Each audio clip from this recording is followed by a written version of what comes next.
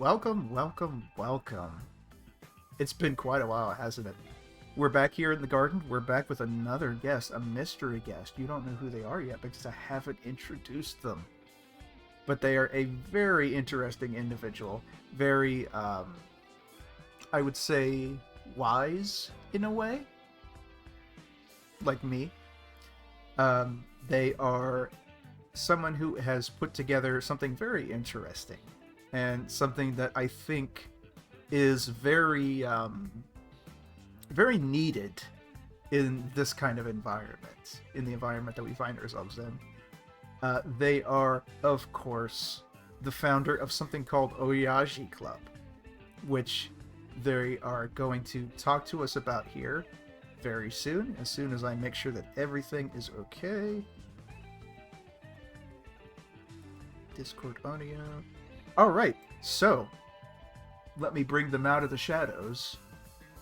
It may take just a second. Alright. And come out.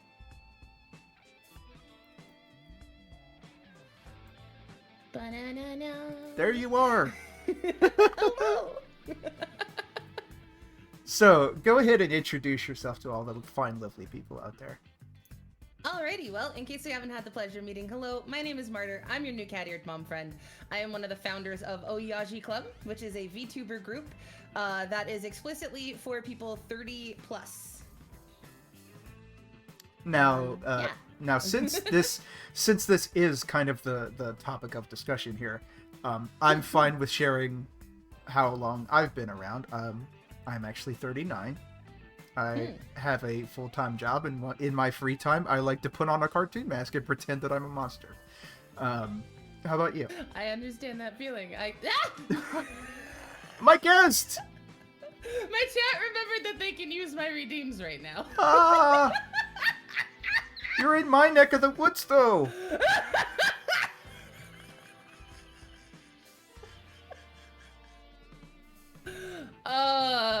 One of the unfortunate parts of being a digital entity is it follows you everywhere. like that movie about the thing following you everywhere. Exactly. Okay, before I got beamed in the dome with a trash can, what was the question? Oh yeah, so, if you want to tell us how old you are. So I'm in my 30s.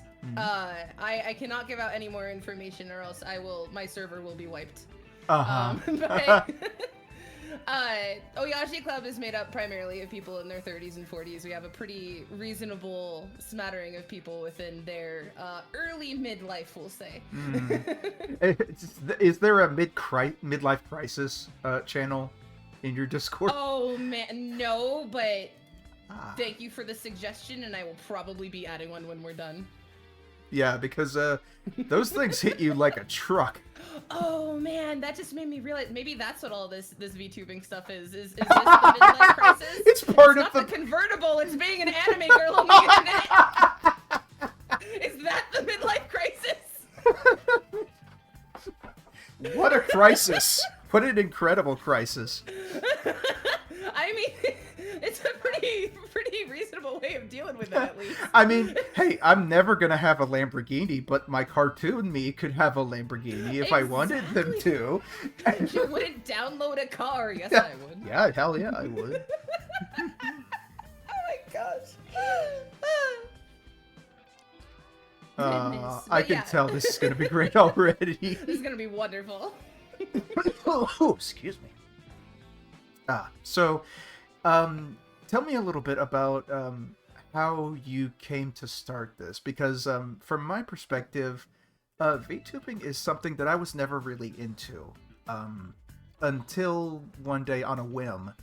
I just there was either a sale or it was like a free demo of Live 2D, and I've seen interesting things happen with Live 2D, and I wanted to get some motivation. And I said, you know, I'll just download it, I'll follow the tutorials and see what I can do. And I was able to do it. I was able to make my first model, and it was actually I think it was impressive. There were some things that I didn't think I'd be able to do. And so then I had a model, and it's like, well, what am I going to do? Just look at it?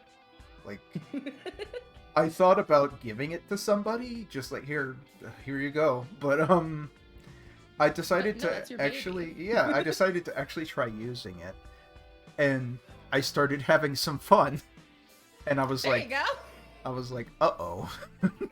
The beginning of the end. Well, particularly thoughts that I was having, is that VTubing is a space that is really dominated by younger people. Mm-hmm. And being an older person in a younger person's space is... how do I put it? It can be dangerous. It can be uncomfortable. Mm-hmm. It can be seen as very inappropriate. It felt like being a big kid at a little table. And, oh, yeah. And it was like, I spent a lot of time wrestling with, like, is this normal? Is this okay? Like... Yeah. So... fortunately, I found some friends that were my age. You know, they did exist and they were out there. But the fact that there's like a group of them that have come together is actually really interesting to me. Yeah, so like the whole reason we actually started Oyaji Club to begin with was because I and a lot of the Gen Zero members, who are like the founding members, all kind of thought the same thing. So to kind of give a little bit of backstory of like why I got into VTubing in the first place, I was one of those unfortunate people that the panoramic of 2020 took my job. And so at the time I had started kind of getting into streaming. This was before I even knew about VTubing to a certain extent. And so I remember streaming at one point and going to my husband and being like, I think like, while I'm in between jobs, I really need to focus on this streaming thing. I think it could be something. And, you know, bless him, and he's like, go for it. You know, I'm not going to tell you no, let's give it a shot. That support is really... Oh, yeah. Just, you can't overrate that. No, Nacho has been my rock through VTubing. There's been... God only knows how many things have happened through my life and our lives combined through everything that's gone on since I started. And it's been really nice that he's been very consistent and like, no, you need to keep doing this. And I'm like, okay. So after that happened, I remember kind of looking into stuff and being like, all right, well, I want to stream. And so I started streaming, and I actually really didn't want to do face cam. Was the big thing for me. Was I just like, I don't like the idea of doing that. It's just, I like having that, it's a veil of anonymity. I can never say that word. Yeah, anonymity. In the sense of like, there's still a name. Yay! There's still a name, and there's still like something attached to it, but like, it doesn't have to be explicitly like the one-to-one you. And that's something that I really, really liked. And so that's kind of the fun part about my model. My model is just me. Right, like, but it's still not you. It's your digital it's still not you. Me. Exactly. It is me that was converted into a VRM format, and then the Neko virus happened. That's what the the coronavirus. Yeah, that's what the oh, I like the checker. I like the it. checkerboard. Oh, thank you. I'm trying to like, you can see my tail somewhere, I swear. I trust you. I trust that it's there. And so it was really interesting because when we had first kind of sat down, like I got into it, and at the same time Killer Tofu, one of the other Gen Zero members, got into VTubing. We were both like, this is really fun, and it's really neat to just like pretend to be an anime person on the internet. It is fun, isn't it? But like, we ran into the same issue that you did of like, we're looking around and I'm like, these are kids. I don't get any of this. Like, I feel so old looking around. Like, what is a skibbity toilet? Like, I'm having the worst time, like, trying to figure this stuff out. And that's when, like, all of us, like, really, like, sat down and went, okay, like, there are a good few people who are older in the VTubing sphere, but, like, all of us seem to feel a little, are we too old for this game? Yeah. And I almost stopped. I literally almost stopped at one point. It was in 2022, early 2022, my dad had passed, and my dad was like a really big supporter of my VTubing. And it was Oh, one of those that's things that- amazing. yeah, it was a really cool thing. Like one of the things that he actually wanted to do with me was he was gonna start VTubing after he retired. Aww. And so that was one thing we had started getting into. He had like lurked my chat. He actually had like a favorite outfit. My mom mine, lurks hang on. my chat. My Damn. my mom's sweetest lady in the world. That's so cute. Supportive parents are the freaking best. I absolutely adore it when that happens. But like this was my dad's favorite outfit, and so it was one of those things that like I was super into it, and then that all happened, and I came to a point where I'm like, is this still what I want to do? Because like I'm going through a really rough time right now. One of my biggest supporters just passed, and Aww. is it worth it? Like with everything, like there's so many like younger people who are up and coming in this and like kicking my ass at it, to be honest. And so I got into like a really bad place, and then I finally realized, no. Like, you enjoy doing this. The whole point of this is literally to just do what you like to do already and have a face to it. The avatar is there just for the fact that like it's nice to put a face to a voice. And so it's like it was a really, really big thing. And so like I think actually me and the other Gen Zero members like kind of kicked the can down the road in regards to actually starting the club for close to a year actually. I mean, 'Cause we speaking didn't of know old exactly games, what we kick the wanted to can. do. Lovely sport, lovely pastime. Yeah, exactly. I play it right alongside with hoop with stick. Yeah, hoop and stick and thick ball.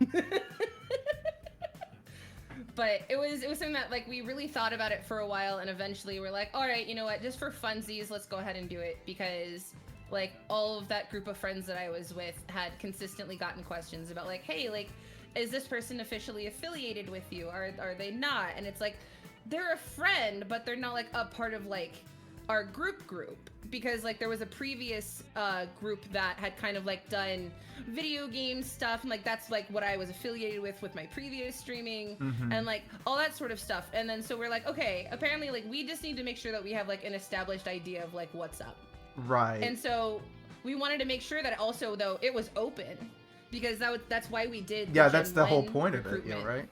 Exactly, was because we saw the need for a group that was explicitly for like the older group. Right. Because it can feel like really alienating to be in that kind of sphere where, I mean, for one, the lingo and like the culture and everything is just so different from yours, but also like it's hard to understand. Like what I've noticed is that the kids seem to be all right. Like they're friendly online, they're welcoming, but you know, the fact of the matter is there's still that gap there. It also moves so quickly, I think, is a big problem too, is that there's so much that goes on that it's so hard to keep up with. And for a younger group who maybe is more focused on school or college or something like that, it's easier to keep up on some stuff. But like when you're exhausted from a full-time job and then you're having to come home and take care of all that stuff, there's only so many trends you can keep up with at that point. Right. Which is why I think that carving out your own niche that you're comfortable with and that kind of speaks towards that generation. Like, I am sure that just as there are people that want to do this, there are probably people in our age group that want to watch this. You know, but, you know, when they get home from work and all that stuff. That's one thing I've heard a lot of too, is that kind of having like an older streamer to watch is nice because it's easier to listen to. It's a lot more low key. It's a lot like there's still like the gremlin energy, there's still like the craziness of it, but one thing that I've noticed personally in when it comes to like talking to people who like really enjoy my content and other Oyaji Club members' content is that while it's not say-so, it's also not explicitly just lewd jokes all the time. So like, if that's the way we that may you wanna need to go, have a go for it, vocabulary but- lesson here, because another thing that I was tripping up on so much was the vocabulary. Like, it's so crazy to learn about the amount of Googling I've had to do. yeah. By the way, 4-Button Soul, didn't you hear? It's Christmas Day. Go get me the largest turkey boy. You there on the street. Exactly. And Tiny Tim, who did not die. There we go. There we go. No. But, and everyone lived happily ever after. Yeah, everyone except, well, even Scrooge. He learned how to not be a curmudgeon. Well, yeah, and it only took years of everyone singing songs about what a dick he was every time he walked out of his house. Literally the definition of better late than never, I guess. 30 Muppets every morning. There goes Mr. Shithead. There goes Mr.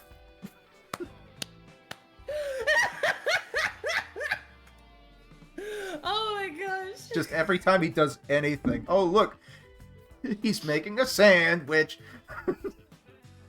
There he goes. Mr. Rotten Asshole. But so much vocabulary that I had to learn. Like, some of it I still really quite don't know. I know say so, which is like suezo. It is... What is it? Tell me. Okay, so I even struggled to understand it a little bit, to be honest with you. So my understanding is that Seizo is very explicitly a VTuber who is not lewd and does not curse. Oh, well, I'm not say so then because I curse sometimes. Oh yeah, you and me both. Yeah, like I curse like a sailor. So like I totally feel it. And depending on what kind of redeems you guys put in, whether it might be a little even, let's say so. Oh goodness. Especially because like one of the things with it, there's always like the question of, okay, so like does not cursing really count, or is it just about lewd jokes? Like there's always evolving definitions about it. Right. And I think that's both a blessing and a curse about the VTuber sphere. To kind of go back a little bit, VTubing today is not this special, amazing, unique thing that it used to be. It is very accessible. Extremely accessible. I remember back when it was kind of a new thing, there were really only a handful of people that were doing that. And I think one of the first ones was, what's her name? Pink Ribbon. Kizuna Ai? Yeah, Kizuna AI. Yeah. Yeah. And then there were a couple more outside of that. But if you were doing VTubing, you probably had to jump through some hoops. But now it is very accessible. Anyone and their grandma can do it. If you go to Twitch, you will find more VTubers than not. So in order to kind of rise above that, you have to have something. Like, you have to have some sort of gimmick. So, like, one of the things that I like to do is I like to be a little bit informative. I very much am themed around here, around plant life and plant biology. I'm actually talking to, and this is really cool. This could be a force for good. Like, I'm talking to people who have PhDs. There's this one scientist VTuber that just builds cool like he's like the modern Mr. Wizard, right? He just builds cool shit in his lab. Yeah, I think the last thing that he built was like a microwave gun that can like microwave something from a short distance. If I'm not mistaken, he's using the demon core to grill meat today. Yeah, that's it. Yeah. So like stuff like that can be like entertaining, informative, substantive. You know, you can do whatever it is that you want to do with this. Exactly. But there are also, I mean, and I'm not saying that there's anything wrong with it, but a majority of VTubers are just like hanging out and playing video games. Like, that is it. The people who can sit down and script all, you know, little skits or, you know, stuff like that, that is, I think, something that can really put you above kind of the rabble rousers. I think it is like explicitly about finding your niche and like really focusing on that, because like I think I've seen like your planter reviews, 10 out of 10. Yeah. And it's but, just like, I've actually seen some really cool ones that I've actually like I've learned things from that. Oh, this doesn't really have that great of drainage. Okay, don't use that sort. And like that sort of thing. And so I'm totally with you. Like one of the things that I really like to focus on personally is kind of self-care.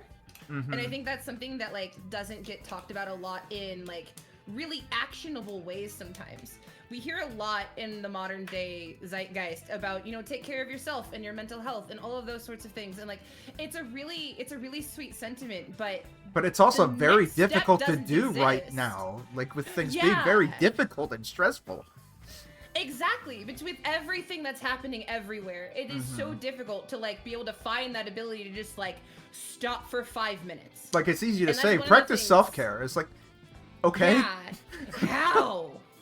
Like, what do I do? Like, do I just pretend that the world isn't on fire? Do I just pretend I can't afford things? Like, Well, what? I mean, we are pretending to be cartoon characters, so I don't think we can... I know. Fair enough. And for what it's worth, that's one of the big reasons why I actually started streaming in the first place and like really focused on this was when I first started, I was like, teehee, like, I had this game that I had reviewed called Mary Skelter, and I was like, I love this game, and so like I wanted to stream it so people saw it, because like it didn't get a lot of coverage. Right. And so then I started playing more and streaming more, and I played Persona 4 Golden when that came out, because like I really had fun with it, but like not a lot of people had seen it. And so one of the things that I really noticed was the amount of people who would come in and say like, hey, like my life is on fire right now, but thank you for streaming because that gives me something to look forward to.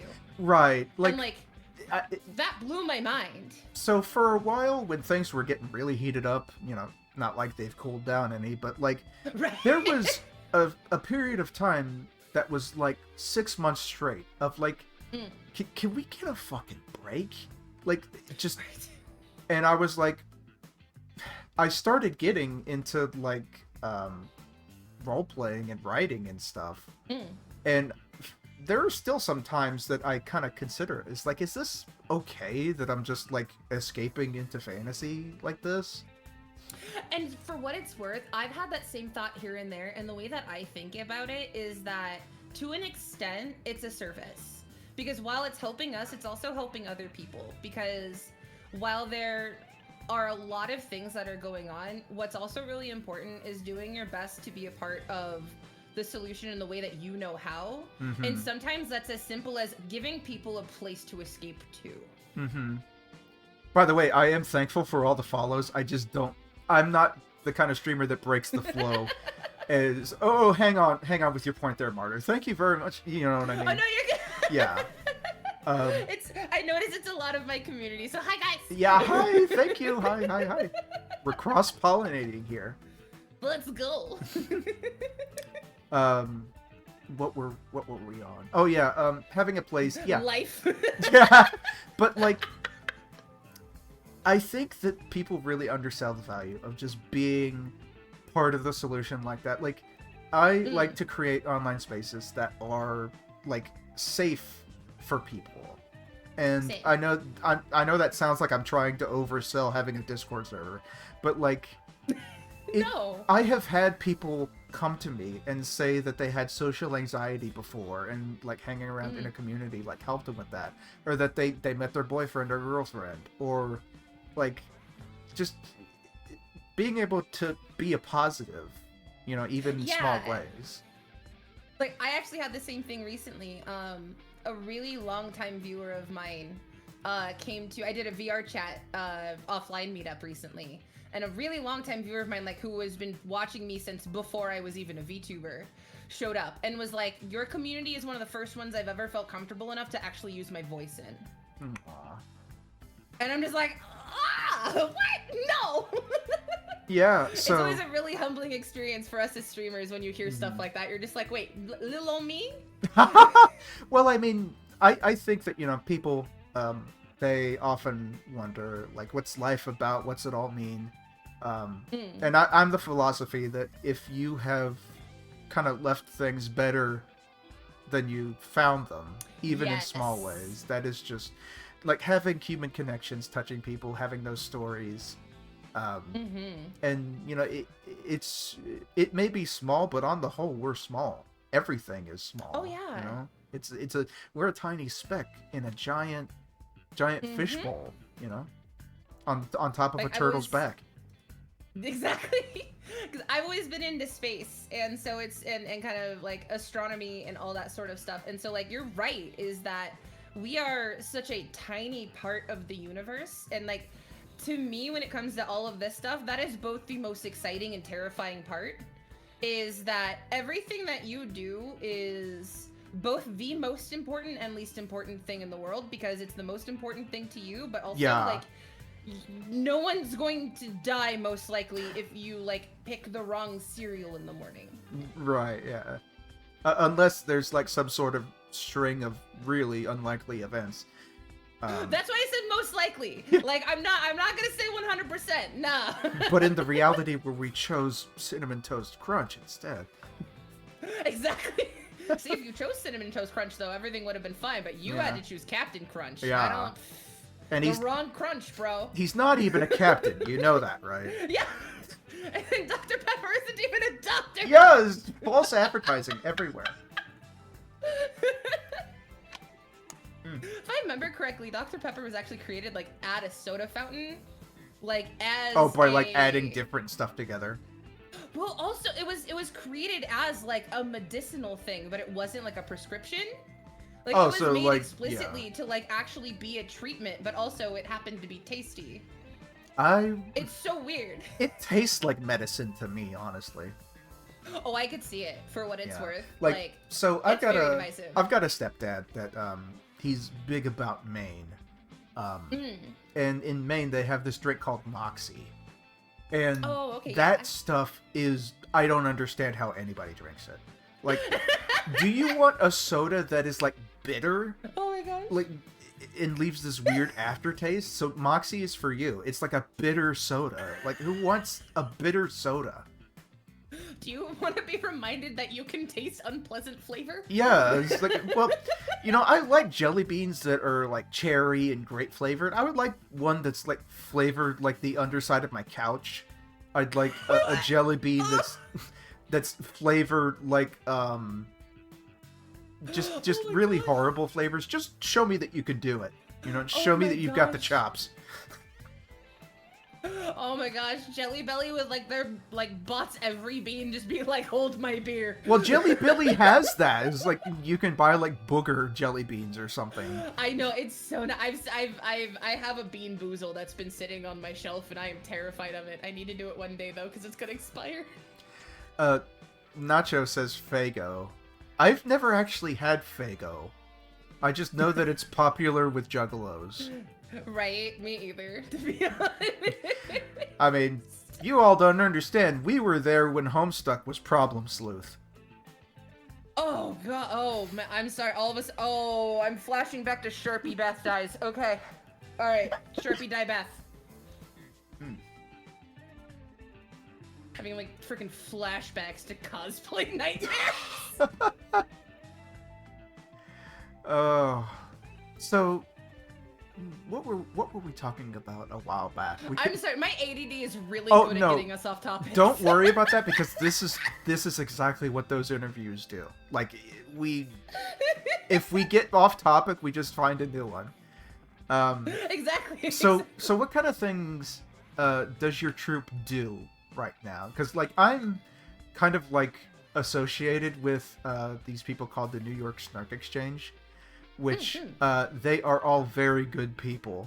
They are there is one VTuber among them, NJ Chef, who is very good. If you're out there, Chef, let's do something sometime. But the majority of them are just variety streamers that happen to do a lot of work with charities. Nice. They are what I would consider how to put this? They're like baked potatoes.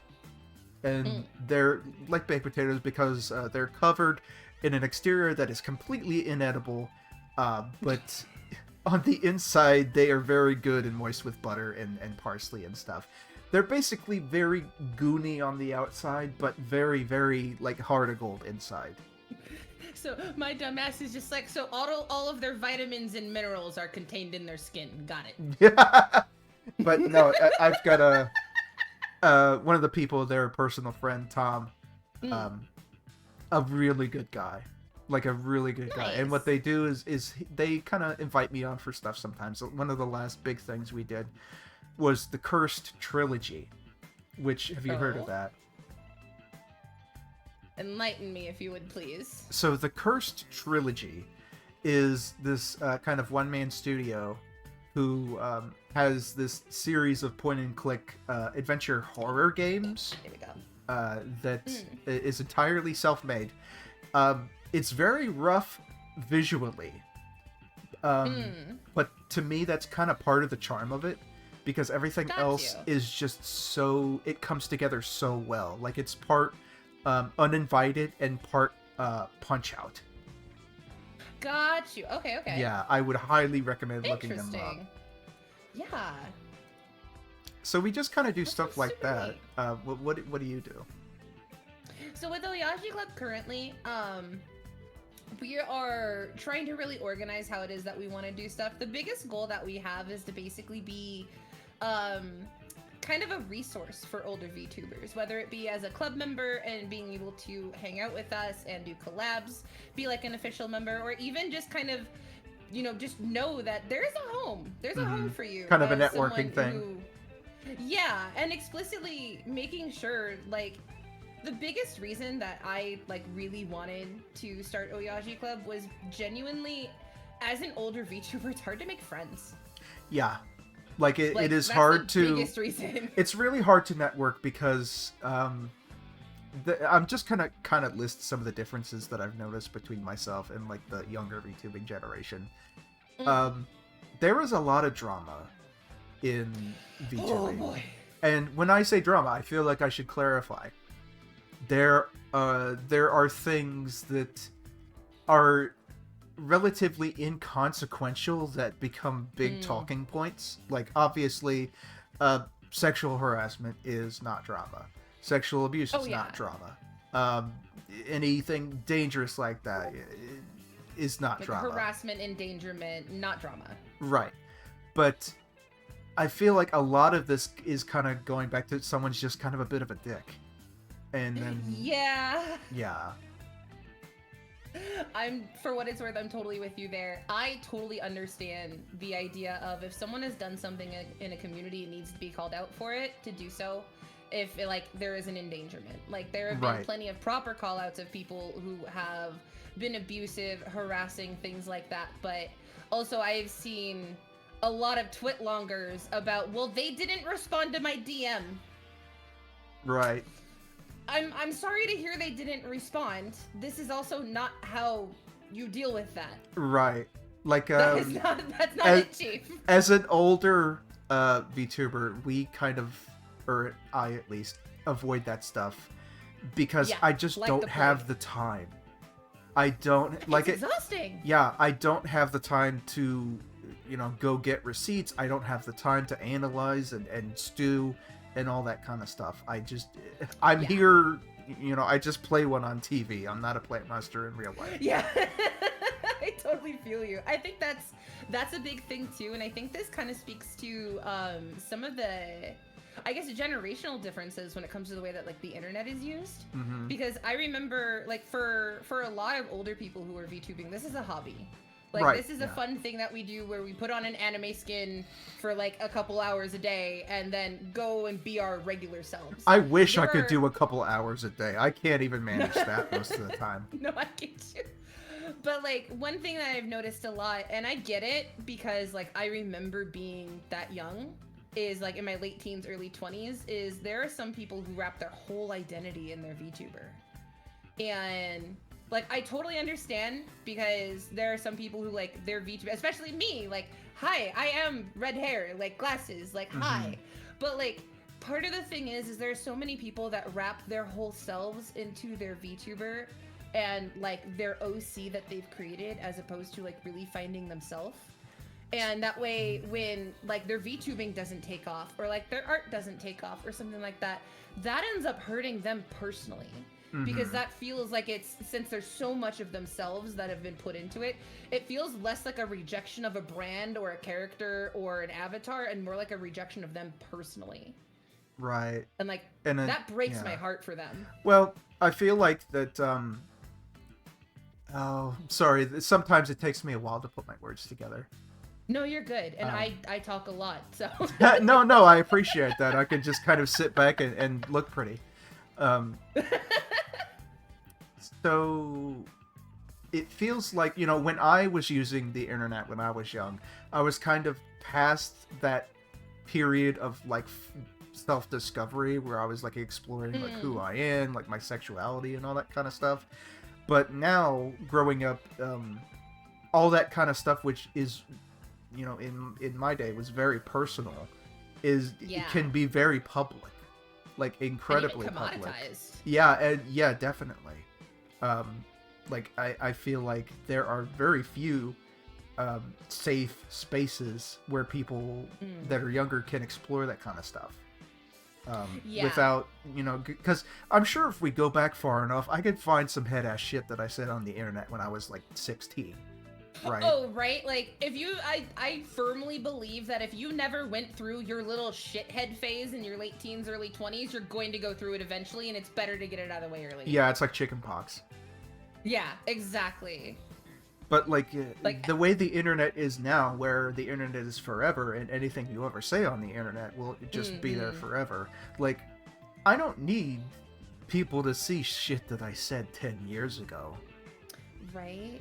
Especially because there's so much that can change Yeah. over that amount of time. And that's one of the things that I've noticed when it comes to a lot of what I would argue sometimes are witch hunts online, especially from younger kids. I explicitly mean kids, is that they'll find something from like 13, 14 years ago and go, look what you said. And it's like, yeah. Yeah, I noticed that you edited the date out on that. Why is that? Yeah, or even then, like it's not enough for someone to go, yeah, I was an ass, I screwed up, I'm different now, I am better, I regret my actions.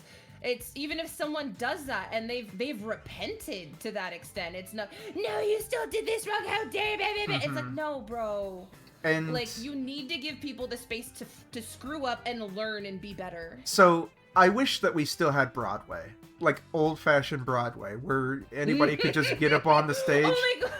get up on the stage, and because people need places where it's okay to be terrible. They really do. Oh yeah. Because the if other issue with that too is third spaces are disappearing. third spaces.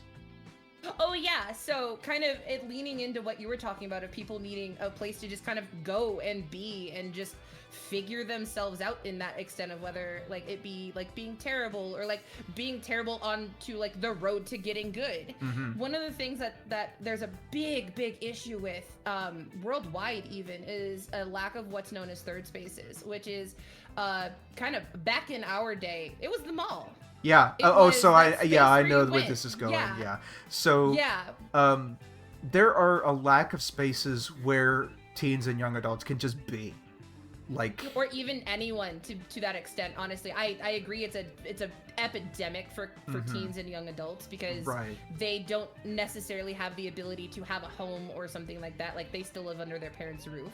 right. But like it's something I've seen a lot of like older people like our ages struggling with too, where it's just I go to school or I go to work and then I come home and I go to work and I come home and I go Yeah. to work and I come home And for I have people nowhere like else us to go. that don't really like going to bars or that kind of Yeah. venue, like, I'm sure I would be flattered if my friends invited me to a concert, but I don't think I would have fun. I went to a concert recently and it was a lot of fun, but also like it's hard. It's hard. it's Like draining. I have never felt It is older draining, than being at yeah. a concert and going, where are my earplugs? Yeah. So Like- the one place that was like a big event that I went to that I really enjoyed, like I was drained afterwards, but it was like I was happy, was Yeah. MagFest, the games and Nice, anime yes. conventions. Yeah. Like, because you're like my people, you're there with your people. Yeah.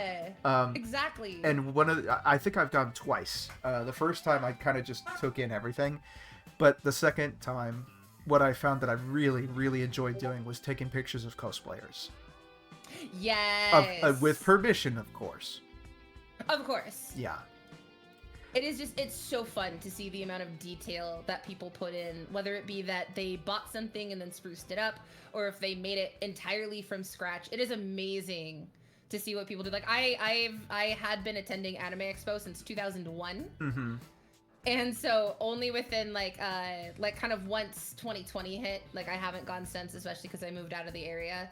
But like it's one of those things that like seriously, the amount of just like camaraderie that there is just within, like, we are all nerds in this building. You are in the nerd room. Mm-hmm. Enjoy it. Like But I considered it kind of like a scavenger hunt, because I have my series that I like, and I would just look for my favorites. Yes, that's perfect. I did the same thing. There was one time that I actually cosplayed from BioShock. And so every single time... Who was it? Who was it? Not when I cosplayed as Splicers. Ah! That's cool! That's cool, I like and them. So my favorite thing that ever happened was... and this was the first time we went to Anime Expo together. We had been dating for like 4 or 5 months at this time. And so I made us cosplay as the Splicers, and the last day that we were there was like a little like 7 or 8-year-old girl dressed as a little sister. Right, of course. And so like we actually like sit down on the ground with her and start playing with her. Like she's freaked out by us at first because like we have like the bunny masks. Right, yeah. And like they're bloody. They're bloody. And so like she gets all freaked out. Like we take the masks off, we sit on the floor with her, and she has like a little like Adam syringe. Right, and yeah. so like she's pretending to stab us with it. And it was the cutest thing. God. I could see it in my mind's eye. It was adorable. Yeah. But no, you'd find that like once you take the mask off and you show that you're like friendly and you're not gonna hurt them, then they're like all on board with it, right? Oh yeah, she was 100% into it. The moment that I took my mask off, I'm like, hey, introduced myself, like held my hand out, and like of course my hand is like covered my in blood. glove that I'm wearing is like completely like shredded apart and has like red stains on it. I'm like, just ignore those. It's just grape jelly. Exactly. But no, like she was super cute. I'm still like friends with her mom. Oh, like, that is awesome. Yeah. It was the cutest thing in the world. And so like that's one of the things I really, really love. And like I love when cosplay is a family thing. Where, yeah, like, that's have, amazing. Like, the little kid and then like the parents, and it's like the group thing. One of my favorite things that I've ever seen was it was Sophie and Howl. And it was an old Sophie. It was a grandma with their grandson as Howl. Sophie and Howl. It was the cutest thing. Who's Sophie and Howl? Oh, from Howl's Moving Castle? Oh, okay. I haven't actually seen that. Oh, man. Okay, what Ghibli movies have you seen? I've seen Spirited Away. Okay, the amount of no-face cosplayers I've seen. Yeah. My favorite, Adam Savage, I guess, went to Comic-Con at one point. And he actually like wrote a big thing about this he loves going to San Diego Comic-Con, but he always does it in cosplay, so that way he's in disguise, and it's always a cosplay that like covers his full face. And so one year he went as No Face from Spirited Away, and he actually like had the coins and was like offering to people, like actually like walking up to people and like holding the coins. That's the cool ones, like when they're interacting. People wouldn't take them. And like he's like, why is no one taking them? And then he realized how serious people were about this. When you take the coins from No Face in the movie, things go wrong. Yeah, you don't take the coins from No Face. Yeah, so people weren't taking the coins, and he was so blown away. He's like, this is how serious people take this. Well, and it's kind of like you're stepping into a world of fiction almost. Yeah, exactly. And I think that's the part that's super fun about it too. I really wanted to cosplay once, but I never got the chance. I am a firm proponent for closet cosplay. I know for years like closet cosplays were really looked down upon. But I'm like, honestly, if like bounding is a thing, closet cosplays are a thing, and I will defend it to my grave. You'll need to explain those to me, I'm sorry. Oh yeah, okay, so I'm learning a lot today. Yeah. So closet cosplay is a little bit as it sounds, where it's finding things in your closet that you already have to try and cosplay a character. A lot of the times people will do these and they won't have any sort of wig or anything like that. It'll be a character that they kind of sort of share the hair enough with. I know people do this primarily for characters that tend to have natural hair color, so blonde, brown, black. And there are some characters that just kind of wear normal-ish clothes. Yeah, that like having a wig might look weird for it. I've definitely seen a few of those. But the idea being, especially if you're a cosplayer, it's a little bit easier because you might have like a couple accessories here and there. But the idea of closet cosplaying was frowned on by a lot of people kind of in the 2010s because it was considered lazy. Right, And and I'm as just much like, as there's VTuber drama, there's probably a lot of cosplay drama too. oh, there's a reason that I don't look there anymore. So the other one is bounding, and that's probably one of my favorite things. I've heard it primarily referred to for Disney. A lot of Disney adults tend to do it. And what bounding is basically utilizing the general themes and color combinations that characters use to then represent the character that you're dressing as. So it's like you're So using kind of the color palette, right? exactly, exactly. So like some people, let's say that someone, I'm gonna go with Disney princesses because that's the easiest one. Yeah. Let's say that someone wants to do a Disney bound of Belle. They might wear and like they mean like specifically like Village Belle. Right. Like in like the blue dress. So there they she might goes. wear a blue... Exactly, exactly. So they might wear a blue skirt with their hair up in a bun and a white shirt with like a little apron over it. Like they're not cosplaying her, but you could definitely tell that like French countryside Belle was the inspiration. Mm-hmm. I don't think I anything's wrong with that. I don't think so either. Some people get really weird about like older people enjoying their hobbies. Like, oh yeah, like it's there seems to be this kind of notion that once you reach like 35 or 40, your life just you're supposed to just not enjoy anything anymore. You're supposed to just sit there on the couch with your newspaper and yell at kids and the TV. Yeah, you're just supposed to take up carpentry or something. Yeah, take up some sort of boring old person hobby. It's like no. So I'm gonna take. I'm gonna take a second to we'll talk about like other media that we enjoy because I want to get into that. But I wanted to kind of talk about some media that came out recently that is actually really good about showcasing older people as like genuine, like actual people. Yeah. And that is Psychonauts 2. Oh, interesting. Psychonauts 2 is the main character is a boy that came from a psychic summer camp, and most of the interactions that he has are with children. Right. But the overall story is really a story about a bunch of older people who have all gone through separate trauma and how they have gone on and processed that. Okay, I gotta give Psychonauts another try then, because like I actually tried playing the first one and it was okay. It wasn't my favorite, but I definitely understand why people like it. But yeah. Okay, I gotta give it another try. I mean, you really don't need to finish Psychonauts 1 to get most of Psychonauts 2. I will say that the whole diving into mental worlds thing is still top notch. Yeah. The art direction is amazing. Richard Horvitz's Raz is always. Richard Horvitz, one of my favorite voice actors. Yeah, like there was this one tweet that went around a while back that I still think about, and it was like, "What if Richard Horvitz was your dad and he had to yell at you?" That would be either really amazing or terrifying, honestly, because I can only imagine like the range that man has. But like, do you get the Zim voice, or do you get the Daggett voice, or do you get right? No, I'm sure the man. Moxie. I'm sure the man could be terrifying if he wanted to be. But yeah, at the end of that game, I was really impressed with how they fleshed out the older characters, and they're all kind of like people in their 40s and 50s. Nice. No, that's sick. Yeah. So, media. I want to know. Talk about some of the media that you really enjoy, and like I have a particular series that I adore and I can gush about, but I want you to go first.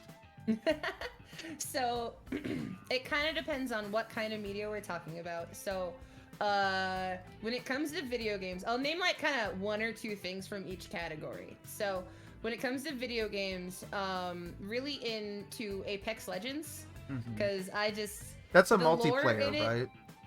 It is a first-person shooter battle royale, so it's technically multiplayer, but it only is a squad up to 3 people. Okay. But also no more heroes. Travis touchdown. I haven't played. I haven't played No More Heroes, but I've seen Travis Touchdown described Hang as one of the most terrible people. on. Or best. Or Or yeah. best.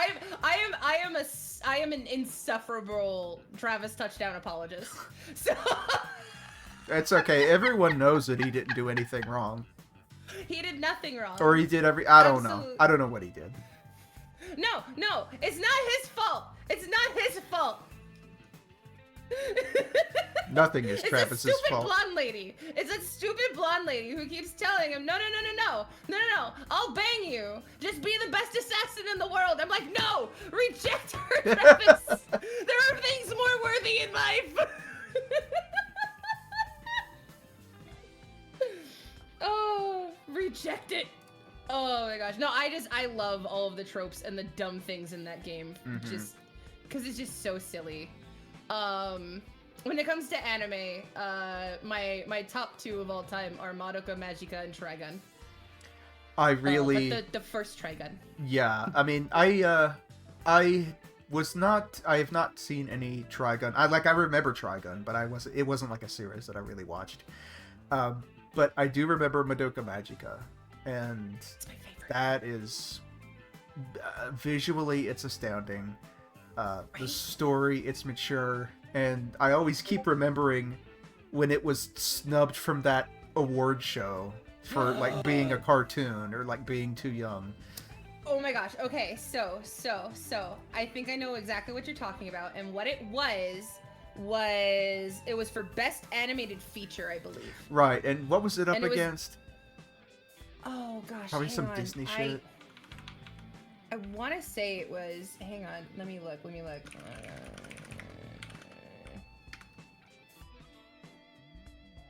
Hang on. I'm googling this because basically what had happened. Like I was personally upset by this because one of the things that happened, like the animation for that fight scene between Mami and Homura, like timeless, absolutely timeless. I am like, that is my gold standard for animation, and it got so snubbed. Hang on.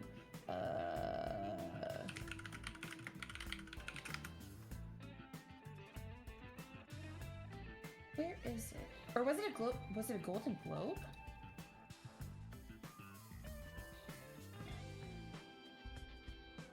Hang on. When did this come?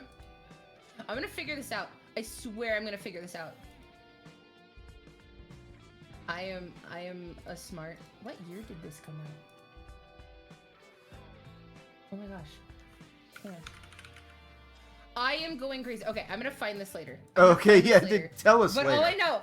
all I know is that it was snubbed explicitly because one of the things that's happened a lot when it comes to Western award shows, we will say, is how much non-Western things tend to get snubbed. Well, isn't it all just kind of bought and paid for anyway?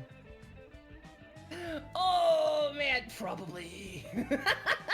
Like, it feels more like a social connections thing. That like I put very little stake in award shows right now. Same. Also, hey, coach, I know you. I've seen you. Hey, it's Adorn. How adornable. Hey, oh, that one's good. Dorn, you gotta use that one. You got to pay me for that. I don't give these for free. You're like, and copyrighted. That'll be $20. My ideas are copyright. Copyright Zane Lofton.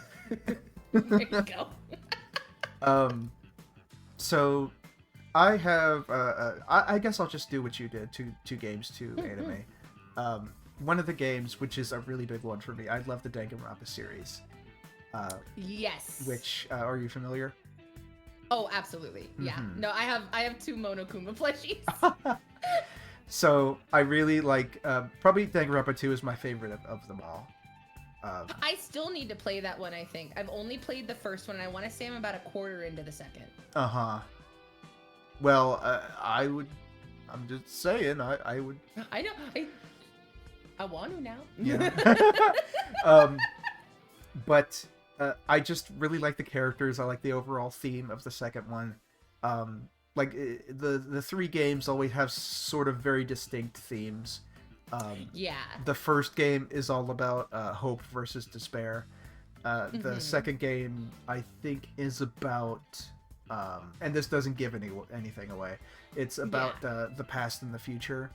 And then V3 is about truth and lies. Ooh, yeah. Interesting. Okay, V3 was actually the first Danganronpa game that I played. And then I was... Oh, nice. I was just so enamored with it that I went back and made... well, not made, but I'll get into that. Did the other two. Like, I played the second one, I think, first. Because there are some people who are just, like, some characters in that are, like, King DDD meme status on the internet, where they're just everywhere. Right. Not so much with the first one. The second one definitely The only one more. like that I see is Junko.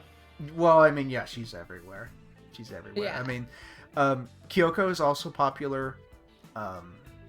Makoto is popular-ish. Chihiro is definitely one of the more popular ones. People like Celestia. The gambler girl. Yeah. And people really like Mukuro as kind of like an underdog.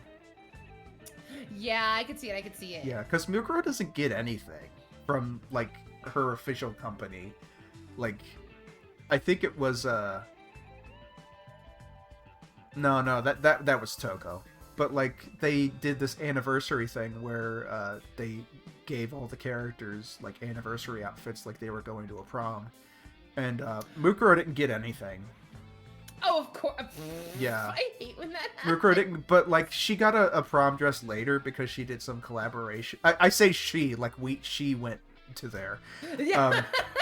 They did a collaboration where it's, like, some Japanese tower defense game where, like, buildings are people, like, old castles in Japan are people. Oh, okay, yeah. Yeah, so they actually made Hope's Peak, the building, into a person. And they made Jabberwock Island into a person. Oh, okay. I gotta see these. Oh, yeah. Later. Actually, you know what? I want to put these so up cool. on OBS because I want to show them off. Oh yeah. Let's see. Yeah, That was no, that's sick. Shiro Pro Danganronpa. Right. Okay. I will say probably one of my favorite things with Danganronpa is just looking at weird things and going, that'd be an interesting execution. Uh-huh. So all the girls, you know, most of the girls are represented in this collaboration. Let's just I'm going to start with just an image of some of the girls from Danganronpa 2 that they put in there. Okay. And I want to see if I can just easily do this in OBS. Can I do that? Oh, that was nope. An ominous look. Oh, and now there's two of me. Yeah.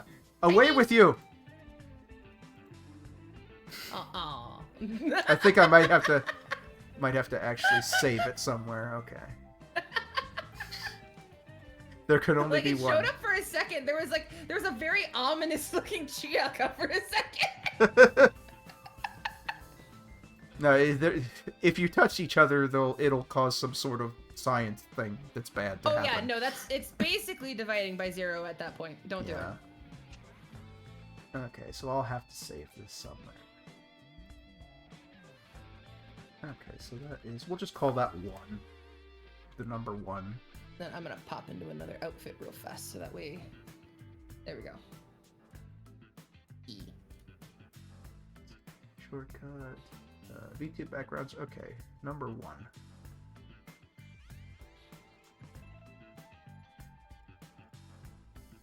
Okay. So, here is just some of the girls that were in... the Shiro Pro as they were drawn for the Shiro Pro collaboration. I really like Hiyoko. I'm a Hiyoko stan. Yeah, those are cute. Yeah, I like Peko. Mahiru's cool. So here is the Hope's Peak building. All right, let's go.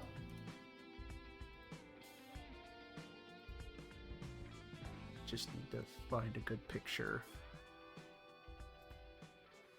Save as.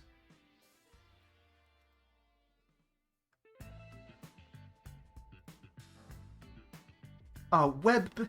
Whoever invented web. Oh my gosh! I'm gonna throttle this person.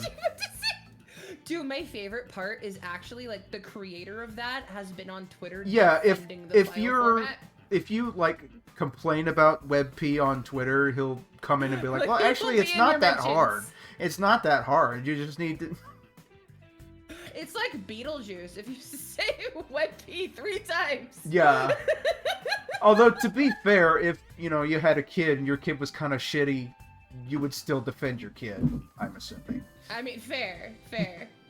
Okay. I wound up just taking a screenshot. Oh, I don't blame you. That's usually what I end up doing. Okay, so here is Hope's Peak Academy, the building person. Oh, that's really cute. Yeah. Now there's 2 versions of this. Oh my gosh, that design's adorable. Yeah, here is...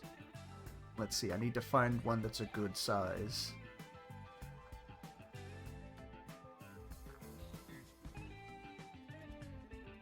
Oh, here we go. Danganronpa Wiki. That'll do. Yeah, that's nice and big. Okay.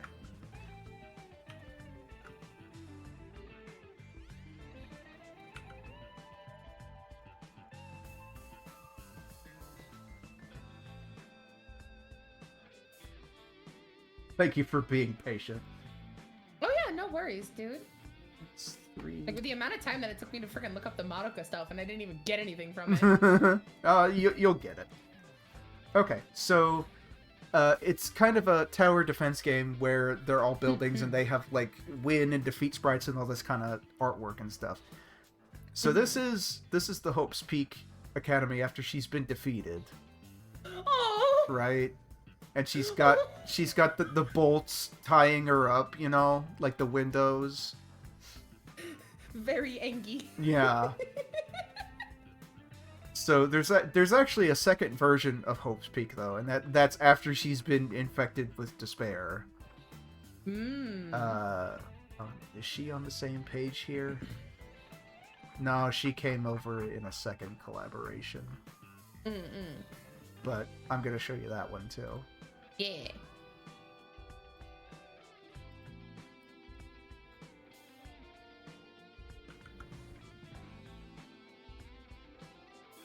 Where are you? Come on. I know a little bit more about Danganronpa from having not played it explicitly because I have a little touch of the TikTok brain rot.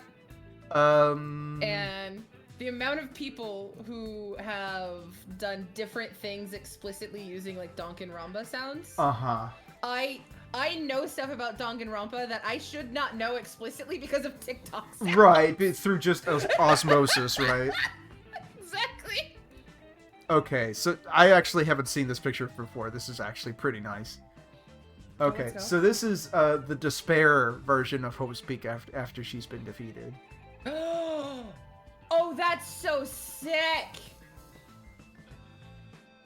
Oh, I love that. Yeah. That's really cool. So cool. Yeah. You could just go to the Danganronpa wiki and look up Shiro Pro. You can find all kind of pictures. Danganronpa wiki is actually a really handy source. But yeah, Danganronpa is my big video game thing that I'm really into. I don't blame you. It's still like stylistically pleasing too. Yeah. So for those who have like absolutely no knowledge whatsoever about Danganronpa, I'm sure you have general knowledge. Danganronpa is like Ace Attorney by way of like a psychopunk, psychopop imagery. It's very dynamic. Like it's part visual novel where you're going around talking to people.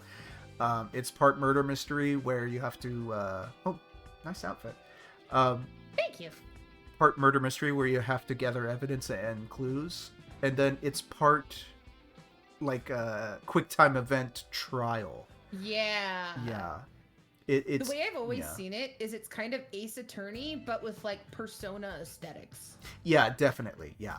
But lots of very neon colors, hot pinks, and that kind of stuff. And it's wacky. I suppose is the best way that I can put it. Yeah. Yeah. Like it has a very distinct art style that drew me in. It's wacky, but it also like makes sense in context. It does, yeah. Things will happen in games that you're like, all right, I can no longer suspend my disbelief. Oh yeah, you have to suspend your disbelief with this world. Yeah. But what's crazy to me is that even sometimes, no, you don't.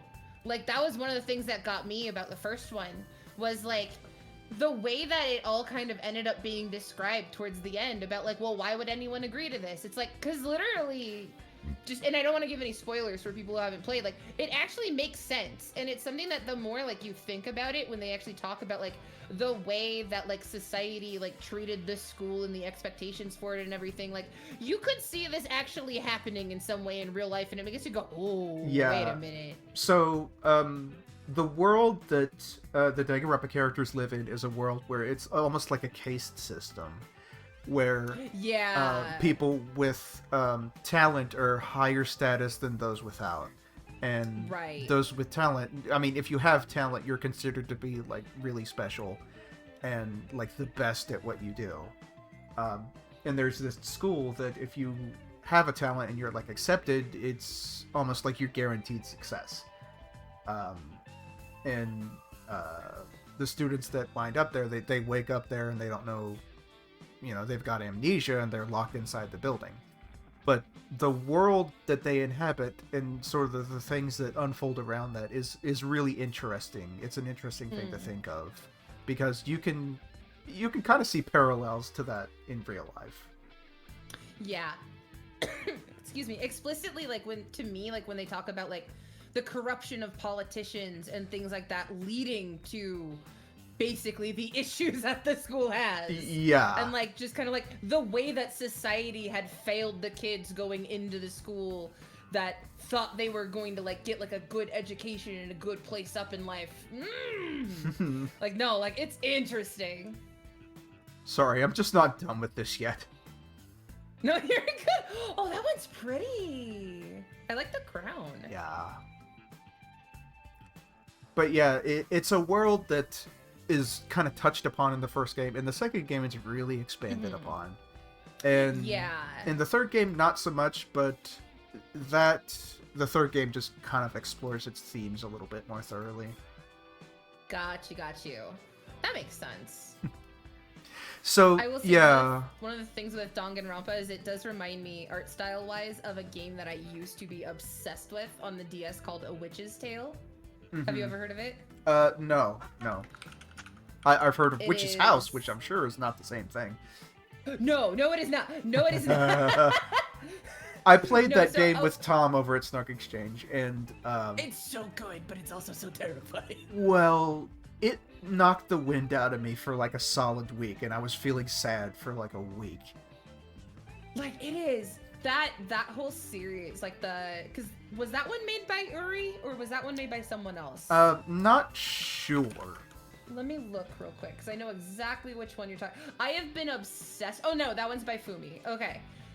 So I have been obsessed with these style of games like for years now. So have you ever played any of the Strange Men series by Uri? No. I think you would like it. If you're into like kind of the RPG Maker horror game vibe, absolutely.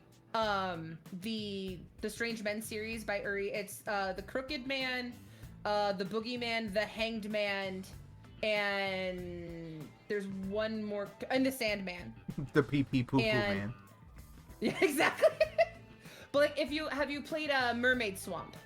No, so I haven't really played a lot of RPG Maker games. I'm stupid into these, so I'm just gonna name I mean, them. I definitely have an appreciation for them, but the RPG Maker games that I've played are ones that my friends dragged me into. And I say dragged, but like they introduced me. I think I don't go out and seek them. I just kind of get recommendations. for what it's worth, I just sent you a link to a Okay. website where I pull a bunch of mine from. Okay. There's a person named VG Person who does a lot of translations for Japanese games into English. Uh-huh. And so they have a bunch of them on there. All of the Strange Men series is on there. Ebe, Mad Father, Yeah, The Witch's yeah. House. I have played all Eve. of those are on there. Ebe is so good. Yeah. So I've played Eve, Witch's House. Were there any others? Is Lisa the Painful, like that Lisa game, is that RPG Maker? So it might be. It's not on that list. I have been meaning to play the Lisa series. I have heard about it. I've watched videos about it that I barely remember anything about. I have been meaning to play the Lisa series because it's There's Lisa just the no Painful, time Lisa in the day. Hopeful, and one other, isn't there? I think there are like 3 now. Yeah, because I know there's Painful, Hopeful, and one other. The Hopeful might have been a fan game though. Yeah, I think one of them is a fan game. Actually, right now, the Yeah. one that's really popular, I think this is RPG Maker, is Fear and Hunger. I've been interested in that. Hang on. I'm not sure if it's RPG Maker, but I think that it might be. So if it's not RPG Maker, it does remind me of the Wolf RPG Maker. Mm-hmm. So it could be from the Wolf RPG Maker specifically instead of like the licensed RPG Maker specifically. It's just like all of the different freaking systems and engines that there are to actually like come up with this stuff is absolutely crazy. So those were my 2 games. And you were correct, by the way. It was made in RPG Maker MV. Okay. Like, it's, people can make some really amazing stuff with that out-of-the-box technology. Oh, it's crazy. So, my animes, I am really kind of old-fashioned with my animes, because the animes that For I good watched reason. were the ones that were on, like, I don't know if it was Cartoon Network or if it was, like, probably was Cartoon Network or, like, Fox or something like that. The old Pokemon, Dragon Ball Z. Yeah. I think I keep bringing this up. It's Flint the Time Detective was one that I liked, which is. Why does that sound? Oh my god! Why does that sound so familiar? It was like a cave boy, and he had a hammer that was like his dad, and they did time travel. And, Yeah. And there okay. was like an Ojo like villainous in it that would always like steal time creatures. Yeah. Yeah. Like it was a weird show. Oh, that's fun. Like fighting foodons. I watched that. I like the weird kind of almost off-brand anime that Fox had back in those days. I mean, for good reason though. It's because they were interesting and unique. Yeah. But my big 2, if I had to pick 2, one of them definitely Ranma 1/2. I still need to see that. Oh, and Ranma 1/2 it's a really good love comedy kind of thing. I've heard. Yeah, no, it's funny.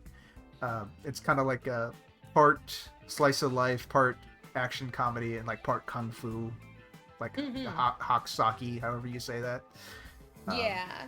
Because it's like they bring in this supernatural element that's always like kind of presented as like kung fu techniques.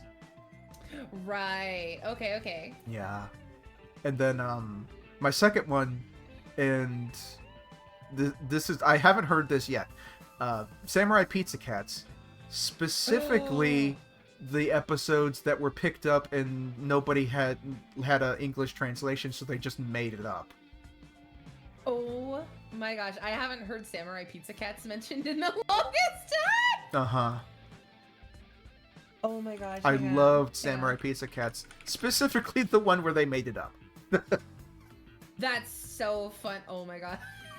Like, there's this scene sorry. in Samurai Pizza Cats where, like, so, let's first go back. What is Samurai Pizza Cats? What the fuck are you talking about?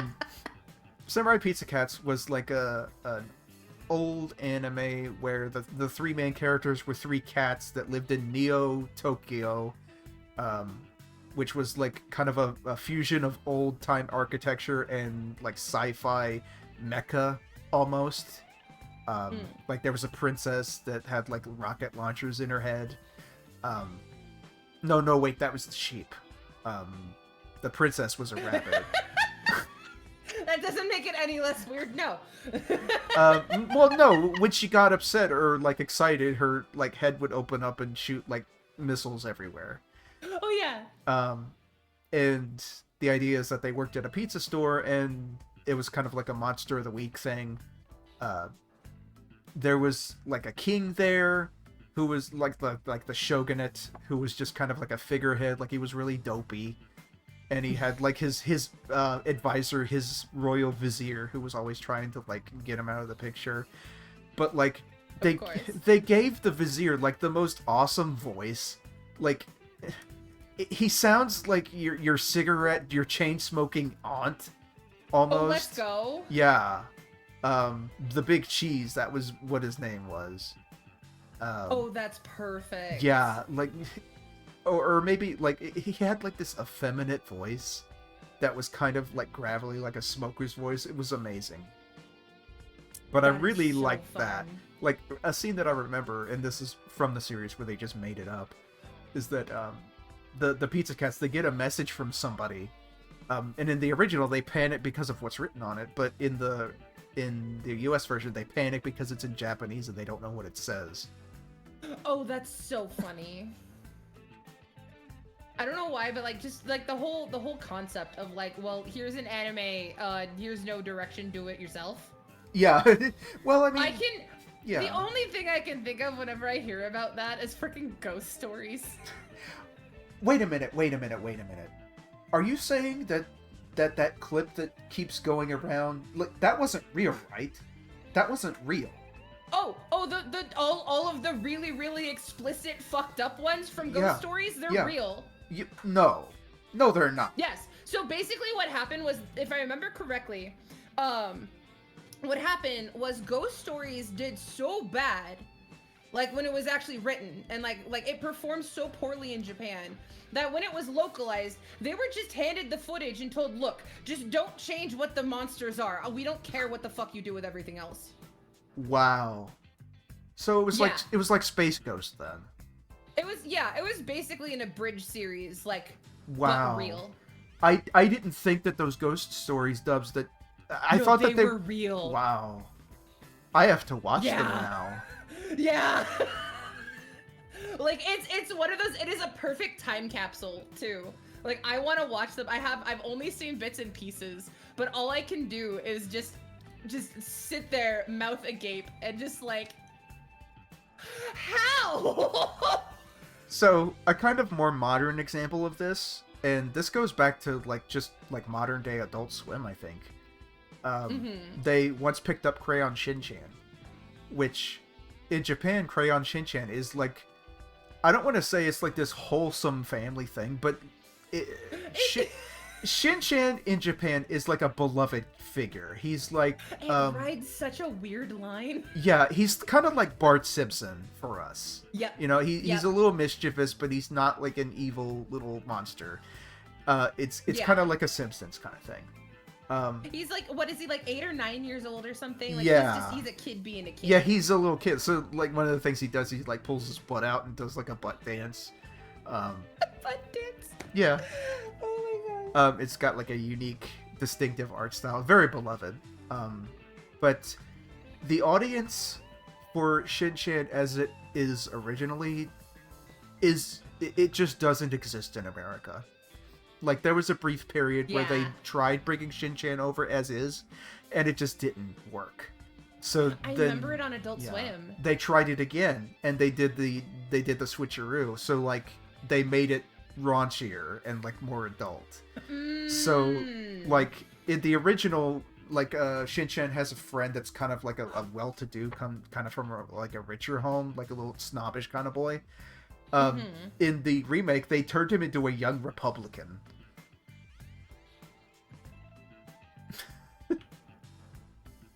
Why? Like, no, because I remember exactly which friend you're talking about. He was always like weirdly snarky about things, and now I'm like, wait, what? What? But in like the remake, he's like making all these jokes about like the economy and like the working class and shit. Oh my god!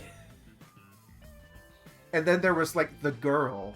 Her thing was that her family her like whole family has this giant stuffed rabbit that they like keep around the house, and whenever they get pissed off at each other or pissed off at anything, they like punch the rabbit. He's like their punch toy. And then in like the remake, there's like an episode where like the rabbit comes to life, and he's like angry that everyone is like abusing him. So like he forces them to like make dinner for him and rub his shoulders and shit. Oh my god. And he's like, I tried to be the lovable guy, but you treated me like I was the bastard, so I might as well be the bastard. It's like, look, I tried it the nice way. It's funny, honestly, and I don't know if this was from the old version or the new version or what, but the only thing that I remember, and it was because like when Shin-Chan was airing, it became like the big joke among everyone who watched it was just that to be a man you need honor and a penis. I believe that is the remake. Yes. Is that okay? I believe that's the remake. I just remember seeing that at one point. I just remember cracking up at just the absurdity of it. No, I think that's the remake. Okay, that makes more sense now, given the context of everything else that you've said. I mean, it's not bad, like in my opinion. I think it can be funny, but it's weird. It's weird how that localization has to happen. Yeah. There's certain things that you're like, was that necessary, or... I mean, to be on Adult Swim for an adult audience, like, I don't know. The audiences are just different across the seas. No, I totally feel it. I think part of the thing for me, and this is probably like one of the big cultural differences about like something trying to make the jump from Japan to the West, is for a lot of people in the West, seeing an 8 or 9-year-old boy talk like that and do those things is very uncomfortable. While in Japan, that's a little boys will be boys-esque. If I remember correctly. Yeah. It's like, funny regardless. Yeah, he's just walking around with his butt hanging out. I'm trying to remember like what episodes in particular that I remember seeing of it, but like I don't remember anything in particular other than there was one episode where Shin-Chan and his brother and his dad kept constantly like running in and out of the house. Shin-Chan had a sister. Sister, sorry, yeah, it was his sister. And like just slowly but surely as the episode kept going, like mom kept getting more and more angry about everyone just coming and going because they kept messing up everything that she had been cleaning. Right. I think I may know what you're talking about. Yeah. For what it's worth, I saw this probably like half my lifetime ago. So yeah. I also could be misremembering a lot of things. Well, one of the things from the original that made it through the westernization is that Shin-Chan has a sister, and Shin-Chan loves his sister. Yeah. Shin-Chan loves his sister. That's one of the sweet things about him. Like he's very much like a big brother, protective kind of role that Bart Simpson didn't really lean into very often. So like I remember I forget what the kid's name was, but she was just like crawling around the house and like making a mess. Oh yeah, and the one thing, so Shin-Chan has been like characterized as kind of like a little bit perverted in the way that like he'll like pretty girls. The baby is also that way, but for like pretty boys. Like there's an episode where like she won't stop crying until they like show her a magazine of like some boy idol. I think I remember that at some point, like that being a running joke was like her just like being really sad, but then like the moment that she saw a cute boy, she just gets like the sparkly eyes and it's all like just like Yeah. No, that was cute. That is one thing that I really appreciated about Shin-Chan was like no matter how chaotic stuff was, no matter like how weird they got, like you could tell that was a family that loved each other. Yeah, definitely. Like I feel like kind of the modern day equivalent to that, like there are a lot of animated family sitcoms that kind of leave a bad taste in my mouth. Like Family Guy, like people love it, people hate it, people I think that it's it is divisive, but it's kind of foregone that whole family element. They're not a family. Like they're Same. just a bunch of I people agree. in the same room. I agree. Like that any kind of like family value or lesson that they kind of try to do, it's like it's very flimsy. I Like think it got moved to American Dad. yeah, I could say that. Yeah, there's a lot of episodes where it's like, oh, I've learned a lesson. Um, but I feel like the mantle for that is taken up by Bob's Burgers. Yes. Oh my Bob's god. Burgers Absolutely. is an amazingly written show. Yes. It is Yes. amazingly written. All the characters are dialogue is so snappy and natural. It really is. Kind of like an And all the improvisational characters are thing. believable. As They crazy are, as yeah. they are believable still. Yeah, like I really like Bob. Like Yeah. Bob and Tina are my favorite characters because for they're good reason. just Mine is obviously Linda. yeah, and it's neat to like look at because like you can see which of the kids take after which of the parents. Like Mhm. Tina obviously takes after Bob because she's like very Right. low key and like monotone, but she has like Mhm. it's like Bob but like teenage girl problems, you know? Yeah. I like that. Like she's butt crazy, but she's like not like excitable about it. Jean kind of takes after Linda. Mhm. And like what's the bunny ears one? Luis. Luis, And to me, yeah. Luis is basically all of both Linda and Bob's intrusive thoughts given form. Yeah.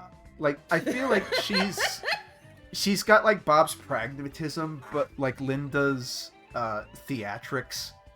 Exactly, Yeah. exactly. No, I really love that show, especially because of the way that it really shows family. Like, Yeah. one of the things that absolutely touches my heart is the Christmas episode where there's all these pageants, there's all these things to get to. Tina shows up for Luis. I cried. Like, I cried so hard. There have been a couple Christmas ones, haven't they? So the one in particular I'm thinking of, you're correct. The one that I'm thinking of in particular, I believe it was a Christmas one, where there was like a Christmas pageant and like it was like a play at one of the kids' schools, and then another kid's school was, I think Luis was like reading her poetry. Uh-huh. Like she had like won an award. And so like they're trying to figure out how to go all these places, but then also Bob needs to be there at the restaurant and like all of this sort of stuff. And like at the end, like where Luis is like doing that thing that when you're a little kid and you're looking for your family out in the crowd, like she starts scanning the crowd, starts getting sad, but Tina is there. Mm-hmm. And it just like absolutely like as like I'm a younger sister. And like so it's one of those things that like straight up like seeing that I'm just like immediate tears, immediate crying. I'm like, this is beautiful. Like this is what it means. Doc Bray in the chat says that in the pilot Tina was actually a boy. But I can one up you better. In the original pilot, or at least the pitch video, everything was the same as it is now, except for Tina being a boy, and the family were cannibals. Is that why the cannibal episode exists? Is that like a callback to the frickin' pilot? I think that it is, because if you look up the pilot, oh my god, that's so funny. like the cannibal pilot, it's Yeah. the whole like surprise birthday scene kind of plays out exactly as it does in the like finished show, but like they zoom out so and they funny. have that horror sting, and like Bob is like grinding up like a person that they chopped up. Oh my gosh. That's crazy. Yeah. I'm glad they didn't go that route though. Because I think that would have been like really off-putting at the end to like be like, oh, okay, well like this was super cute and relatable, and then all of a sudden they're cannibals, all right. Well, I think they front-loaded the whole cannibal thing, and then I kind of think it would have been funny if they never mentioned it again. Like if Just like everything was this tiny exactly little the thing at same. beginning. If everything was exactly the same, Right? except No, okay, fair enough. yeah. Fair point, actually. But yeah, that's why, you know, the first episode was all like the human flesh episode. That's funny. I had Yeah. never even considered that. Oh wow. No, But that's interesting. I gotta go watch more of that now. yeah, but like I really like that Bob, like he's always trying to do the good thing for his family. Like he's Mm-hmm. always trying to stand by his family. Like he'll be like, "Oh, you guys are terrible. We should not do that." But then he always like tries to support them. You know? Mm-hmm. It reminds me kind of Malcolm in the Middle. I remember Yeah. the episode where um Lois was left out of like a family picture.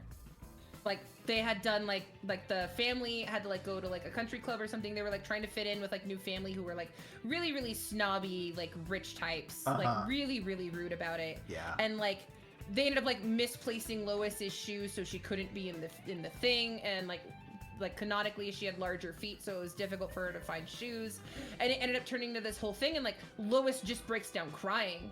And my favorite scene in all of Malcolm in the Middle is when the three boys just destroy the party because no one fucks with our mom. Uh-huh.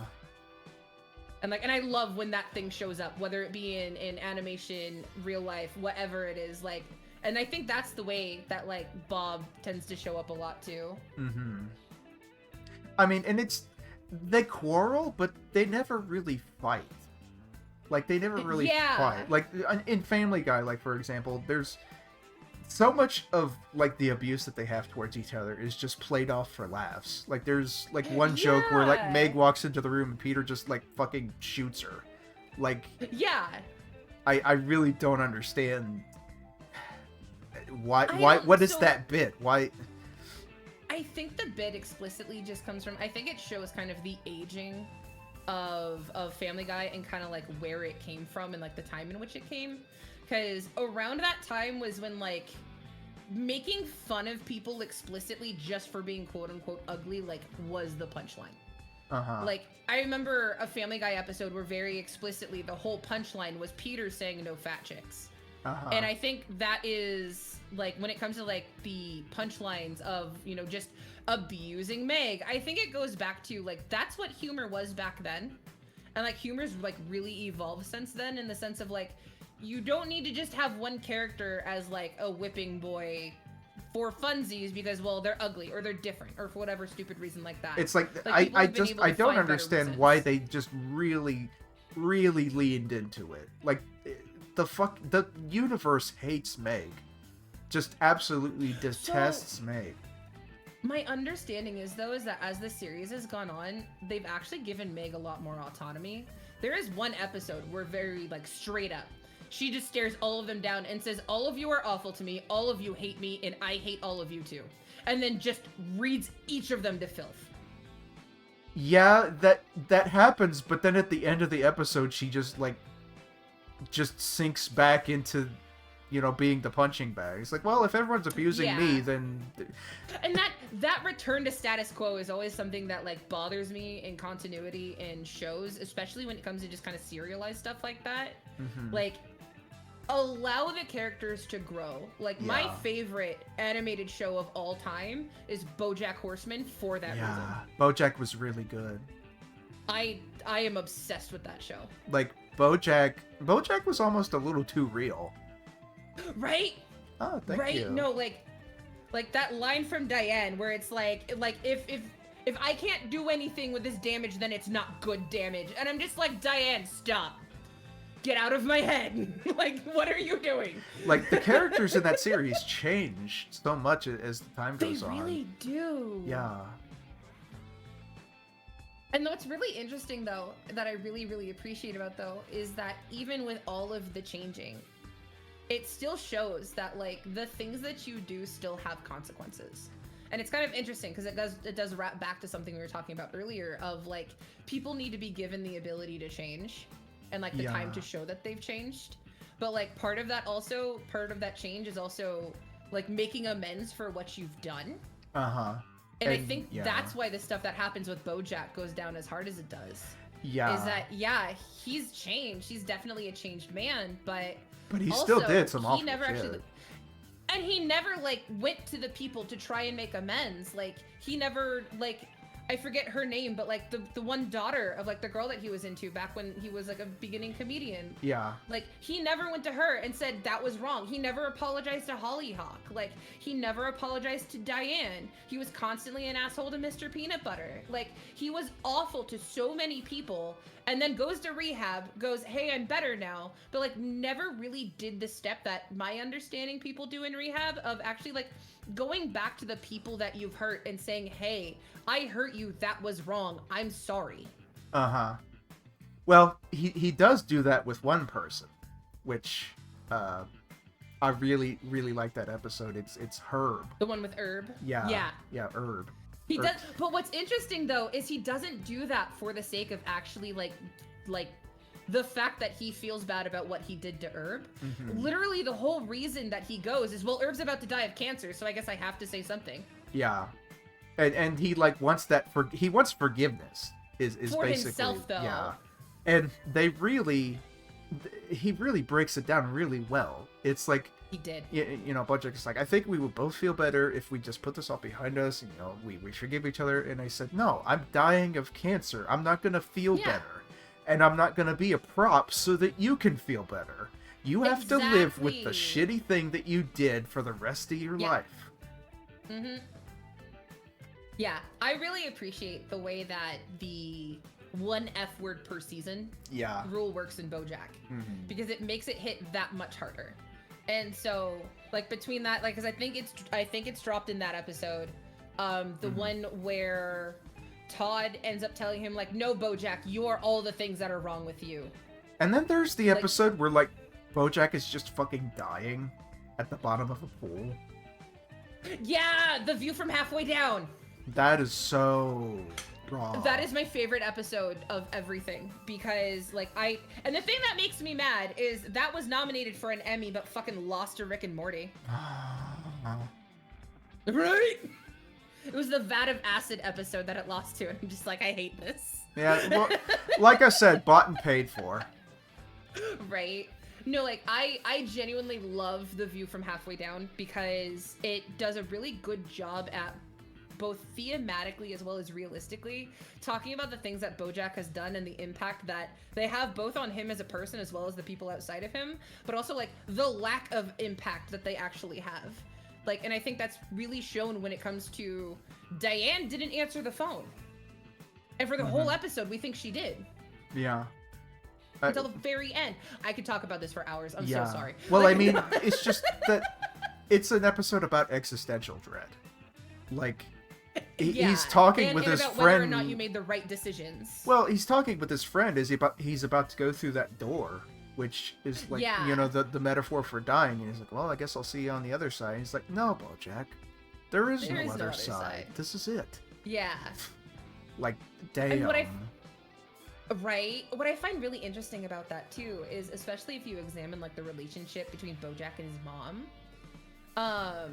She's broken in just the same ways that he is.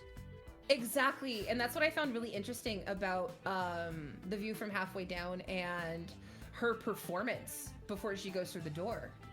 Is that performance is basically like what she lived her life for, like performing, being that perfect housewife, being that perfect woman. You know, like, again, it goes back to like thinking about the way that she was raised, that Beatrice was raised in regards to like when she was little and it was a hot summer day, all the boys get to have ice cream, but no, sweetie, here's some sugar on a lemon. And like the way that sort of thing like carried her through. I mean, they gave her mom a fucking lobotomy.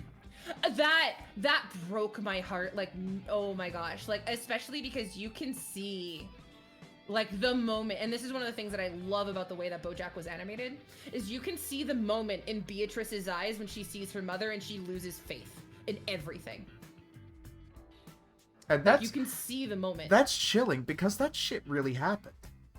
Yeah. Like back then, that shit really happened. Oh yeah, and that's one of the terrifying things. Like, I got a degree in psychology, and one of the things that I actually did remember like researching when we were doing different things was lobotomies, and mental asylums and just like the different things that had happened. And it's crazy that we went from the idea of humors and bloodletting to where we are now in such a short amount of time, all things considered. And so it's very interesting to think about like the actual repercussions. Like we have people like alive today who have been lobotomized. That have been, yeah. Like And it is just, it's chilling to think about. It is, especially when you see like the way that lobotomies were discussed during that time. Oh, they were advertised as the cure-all. Yeah, they were advertised as like some snake oil shit. It literally, I have seen like the ads that I have seen for it are absolutely chilling. In the sense that it is, well, look at this miserable housewife. Look how awful it is for her to exist. And like, yeah, because she's having to be basically coked up and drugged up to actually like be okay with existing. But then no, let's take an ice pick into her skull and look at how happy she is. And then no one talks about the fact that she's just not there anymore as a person. Just not the same person. Like, and I'm really glad that like we've come to a point that like we recognize the problem with that, like. And we've found like one thing that I will say is like electroshock therapy is always seen as like a really horrific thing. I'm really glad that we have found ways that like actually electroshock therapy does have benefits for some people, but they are in such highly specific cases that it is something that is disgustingly like gone over, discussed, multiple consent forms. Hey, are you sure about this? Like, but like things like lobotomies, electroshock therapy, all of those sorts of things, like we're seen as like that's just the standard, as opposed to like actually like treating people for what was going on for them. I mean, my understanding, asylums were just places where we just put people. Pretty much.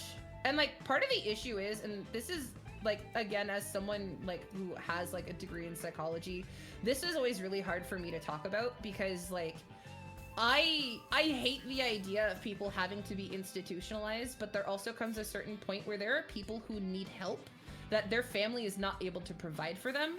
Right. And that's what the idea of asylum was supposed to be. Right, but, like, but that it is not wasn't. What it was. It absolutely Exactly. wasn't. No, it was just. It was the barbaric. exact opposite. It was, and that was the thing was. Part of the issue with it too, though, was that when asylums first were instituted and specifically like government ran or like funded, there was such a large influx of people that were basically dropped there because, well, it's easier for you guys to deal with them than us. Yeah, it was just like, we're tired of this person. There weren't enough people. There weren't enough people to take care of everyone. And so you'd run into issues where, and you kind of run into this issue with when it comes to elder care to a certain extent, and now, of because of the lack of nursing staff or qualified staff that were there, you would have people who sincerely just needed like help, sincerely like just someone to talk to or someone to help them navigate through what was happening to them. They were tied down to chairs for hours at a time and just left to sit there because there was no one to deal with them. I mean, that still kind of happens today in some places. Yeah, it happens in so many different places, and that's the horrific part of it. Like, whether it be in inpatient facilities in regards to mental health, or I've heard of horrific things in like care homes where where elder abuse will happen in that same form. And I think part of the issue is, and luckily a lot of like younger generations, I would say like a lot of Gen X are in on this, but also a lot of millennials down into Gen Z and even Gen Alpha to an extent, of really not leaning into the having a mental health issue makes you look bad idea. Like, I know that's one thing that like there were a lot of issues like Gen X has talked a lot about with boomers of, you know, if you had anything that was up, like, no, you can't talk about it. You can't be honest about it because if you have depression, if you have any of the you have X, Y, and Z thing, you're making us look bad. And I think there's a lot of people who grew up in that and went, we're not doing that anymore. I don't care if it makes you look bad. It makes it so that way I will say that current generation is a lot more open about that kind of stuff. And oh, yeah, absolutely. I feel like it's just in general you're a lot more people in general are a lot more understanding about that. Like, there's not really this attitude of just like, well, this person's just an invalid, you know what I mean? Yeah. And that's I have such feelings about that word because like I have friends who have like used that word as a joke, like about themselves. Because like they explicitly like they struggle with their own disabilities, their own issues and all that sort of stuff. So I totally understand that for them it's a coping thing. Like it is, they make that joke about themselves because that's a way that they cope with it. But also like it makes me so sad that that word like exists for that. You know what I mean? Well, it's kind of the same kind of thing where it's like you have somebody with brain damage or they're in a coma, and you say vegetable, like that's Yeah. that, It's like I get it, but also there are much more tactful ways of going about it. Yeah. And I think that's one of the big things is making sure that like when it comes to things that are serious, making sure to move with tact, because I am a firm believer that comedy is a necessity when it comes to darkness. Is you need comedy, you need dark comedy. You need to make jokes about dark things to help bring dark things to light. right. Because if they are too dark to be talked about, then they're too dark for people to know about. And sometimes that is a bigger issue because it basically enables those bad things to continue happening. And the thing that I really, really like about like that whole kind of setup in regards to like what we were talking about previously is that basically isn't a thing that's being allowed anymore. Is there isn't the just allowing people dark to, humor. Well, specifically not allowing the dark humor to like actually be the cultural zeitgeist. It's dark humor for the sense of actually like making sure that like it's the coping mechanism, but it's not like for the sake of actually like trying to put that person down. Roblox Like, actually brings up a good point. Also, hi, howdy. So, kind of looking back to early mankind and like survival stuff, part of laughter is signaling something isn't a threat, or so I've heard. I wonder. So that actually probably has some good truth to it. It does strike me as it would be something that would be a part of a fawn response, because there is response? fight. So in psychology, it's primarily known as fight or flight, but we've also observed two other types of responses when it comes to like that kind of thing. So we've all heard of like the fight or flight response. Either you're going to run or you're going to beat the shit out of whatever it is in front of you. Right. There's two others. One is freeze, which is you don't do anything. That is the literal deer in headlights move. Uh-huh. What sort of other one things is do fawn. people freeze at? Oh, so like if you're asked a question that you like don't know how to answer the question, or you know like the question like isn't going to be like the answer isn't going to be good, like you might just not say anything. And you might just like or like if like it's one of the ways that you'll exhibit this, or you'll see this more specifically, is like little kids when they get caught doing something and you say, hey, what are you doing? Yeah, and they don't say anything. They just say nothing. No, what are you doing? Nothing. No, you're doing something. And like that's that freeze. Fawn is explicitly when you become the yes man. It is you're triggered in that moment, and instead of fighting, instead of running away, you're going, oh yeah, no, I totally get that. But on the inside you're screaming, no, that's fucking wrong. Like So you're the just thing kind is, of going along with it to as a self-preservation thing and a social preservation thing. Exactly. And so laughter can actually, depending on the situation, in that sort of context of like making sure it's not perceived as a threat, it could be deemed as a fawn response. But it rides that weird line, because that's the difference between someone laughing because they genuinely think something is pretty funny and like it's just kind of laughing at dark humor, or the kind of nervous laugh that's obviously to like placate. You know what I mean? So there's somebody that I work with, and he seems like a good guy, but he's always laughing. And when I say he's always laughing, like anytime you say anything to him or he says anything to you, he just kind of like laughs. Like, like I don't understand it. I don't really get it. Like I'm almost wanting to ask him. It's like, why are you laughing all the time? It's like, what do you think as a psychology major? So it really kind of depends on what some of his other mannerisms are. If he tends to kind of be socially withdrawn, doesn't really tend to hang out with coworkers, like goes in, does his job, doesn't really say a lot, it could just be social awkwardness in that, like, if he's very much a keep your head down, get your work done sort of person. Right. He's the not laughter that. might just be okay. So he smiles a lot. So there's a couple different things that it could be. One, it could be that genuinely he's just a man of very few words but high spirits, and so he just doesn't really have a lot to say, but he'll give a good chuckle, so that way like that way like it was received, there is still some sort of response as opposed to just like deadpanning you. Because like that can happen sometimes if someone is a person of few words. They'll just be like, okay, and then just like total Saitama face, and you're like, all right, the hell does that mean? But so it could be that he's just a person of few words. It could also be that he just feels awkward. There could be a lot of reasons for that awkwardness.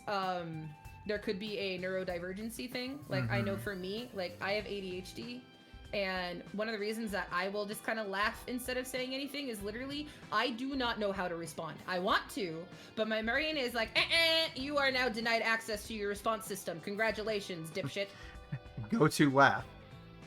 Yeah, exactly, and that's exactly it. Is it's just the immediate like, because you don't want to be rude, and laughing is usually considered a positive or friendly thing, unless it's like at someone, and that's why like sometimes there will like you'll run into those issues where like someone might go to a friend and be like, hey, like I'm having a hard time, like this bad thing happened, and someone does the nervous laugh, and so then the friend that approached the other friend initially thinks they're being laughed at, as opposed to the other person is just, no, I'm just extremely uncomfortable and don't know how to respond other than chuckling. So I'm sure that there could be a lot of reasons. It's just something that I've noticed. Yeah. And he's the first person that I've noticed is like that I've ever really noticed as being like that. And how is he? Has he been there for a while, or is he a little bit newer? He's been with us for a few months, I think. Probably about 4 months or so. Okay, so he's still relatively new. He's not like fresh, but still learning the ropes to an extent. Like I say, he's a good kid. Like he's probably about 10 years younger than me, probably. Do you tend to have an environment in your workplace that has a lot of older people, or is it kind of well mixed? Most of the people are older. I would say probably a 70-30 to older people. Okay, that could also be why, because it's one of those things of, put bluntly, like I know like Gen Alpha has this issue with millennials is how to communicate. So it might be explicitly where it's just like he may not know exactly like how to communicate on the same level as you guys. Yeah, so, like, maybe. A laugh is a polite, friendly way of doing it. Yeah, maybe that's it. For what it's worth, if it's someone that like you are on friendly enough terms with him, if you guys ever like sit down and have lunch together, it might be worth, just kind of asking about, just like, hey, like, really, it's chill hanging out with you. I noticed that like when you just laugh a lot. Like, yeah, you laugh a lot. Is it just are you nervous cool? Or like I think part of the thing is too is to leave it really open ended. It's just like, hey, I noticed that like when you talk, you tend to laugh a lot. Like, are you just kind of a well-spirited person, or do you thinking of a joke, or what's up? He does seem to be like he's polite and he is positive, So. Because I think one thing that I've experienced over the years when it comes to any interpersonal relationship is the more open-ended that you leave a question, the less pigeonholed somebody feels. Then also, they're going to feel more encouraged to answer it explicitly because there is that wide open door. Like the pigeonholing definitely can be an issue here and there, but also one of the issues you might sometimes run into with some of that stuff is basically a leading question. And so you say, hey, like, is this are you if X? You give them X, Y, and Z things, they might just pick one of those as opposed to actually like thinking through it and then giving you B instead. Yeah. You know what I mean? Oof. Well, I'm looking at our time. We're close to 2 hours. And old fogies like me told- can't really go much longer than that. Understandable. Yeah. Although, before you leave, I do want to kind of dip back into the VTubing thing. Of course. Is your tuber just you? Is it just you with a mask? Is there like a story there? Is there a reason you're a cat? Or anything interesting that you can tell us? The too long didn't read of my lore, quote unquote, a massive air quotes around lore, is that I was converted from a humanoid into a VRM format, aka the Universal 3D Humanoid Model Structure. And I currently am housed inside of a computer server in Area 51. Oh, with like aliens and stuff? It was me. I am the alien girl. I was the one that the Area 51 raid was for. Free me! You guys talked a big game, but then you didn't do it. Come on. You didn't rescue the cat mom! Come on. You know they have cat girls in there. I mean, hello. Hi. I mean, we have one right there's here. There's more of this! Yeah. They probably have bunny girls, too. There are dozens of us! Dozens! Are they doing horrible experiments on you in there? No, comfy head pats and hot cocoa. Okay, it's a lot more pleasant than you'd think. Yeah, so Area 51 is just a big cat cafe, am I right? I can neither confirm nor deny these statements, sir. But you can confirm or deny it to me. I won't tell anybody. I promise I'm not a plant put here by the government. You're not a literal honeypot, it's fine. No, not a literal honeypot. Only a figurative one, because you catch a lot of flies with honey. I can attest I'm really good at catching flies. There you go. Oh man. No, it's only the animal girls they treat that way. Okay. Don't. Do you think I would be welcome there? You know what? Actually, I'll put a word in. Yeah? We can start the ecological subset. See what gets going. We'll get you some good fertilizer. Okay, yeah, thank you. I'd appreciate that.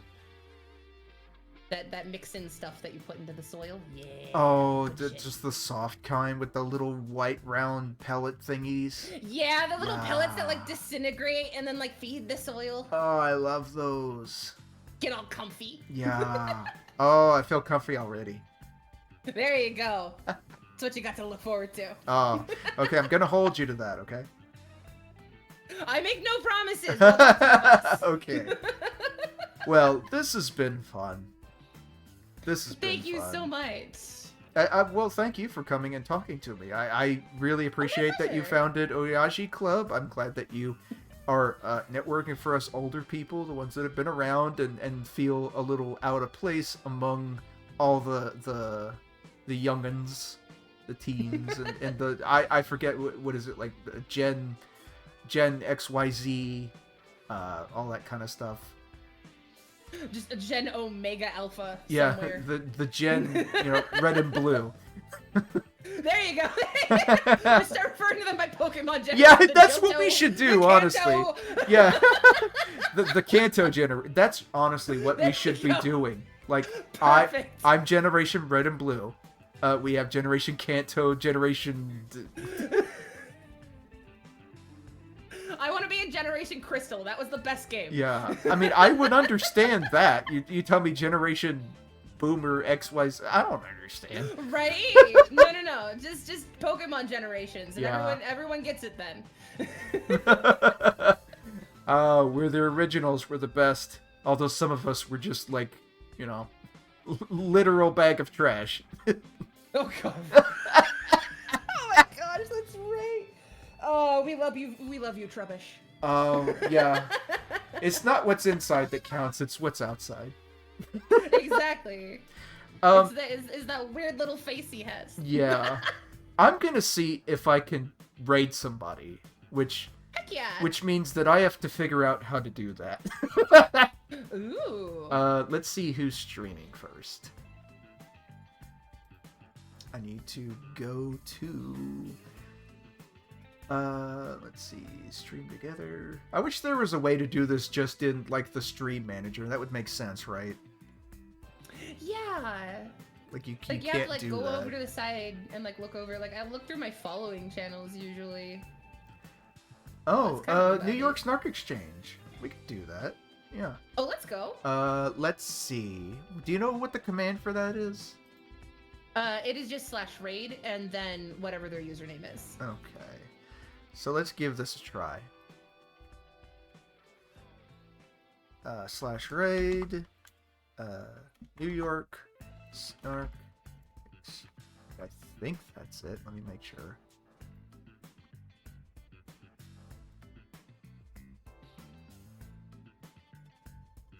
Yeah, that's it.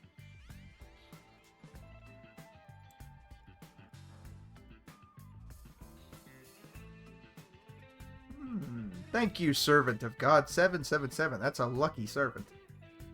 Yeah. I'm gonna bring you with the casino to me. Bring you with me to the casino. La, la, la, la, la. Talking is hard. All right, let's see if this works. Let's go. Hey. All I right, see it. I see it. here we go. In 5 seconds. Thank you so much. This has been a joy. Would love to hang out again. Me too. Thank you so much. Bye-bye. Take care. Oh, wait. And we've rated